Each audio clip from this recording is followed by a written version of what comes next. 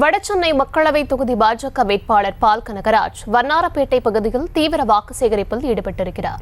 விவரங்களுடன் இணைகிறார் செய்தியாளர் பிரபு. விவரம் நிச்சயமாக. வணக்கம் தர்ஷினி. தெருவில் பலூன் தோரணைகள் கட்டி உற்சாக வரவேற்பினை பாஜக தொண்டர்கள் வேட்பாளருக்கு அளித்திருக்கிறார்கள்.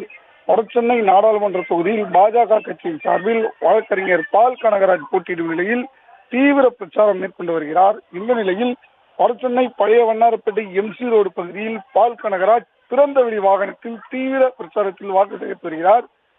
இதனையடுத்து வாக்கு சேகரிப்பில் ஈடுபட்டு வரும் அவருக்காக பாஜக தொண்டர்கள் அந்த பகுதியில் தெருவெல்லாம் பலூனால் வடிவமைக்கப்பட்ட பலூன் தோரணையை கட்டி பட்டாசு வெடித்து உற்சாக வரவேற்பு வழங்கினர்.